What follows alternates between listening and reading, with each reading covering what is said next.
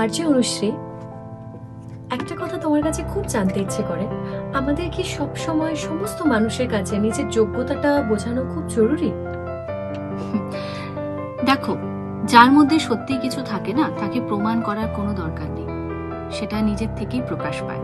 আর যার মধ্যে সত্যি কিছু আছে, সেটা দুনিয়ার সামনে এমনিতেই এসে যায়।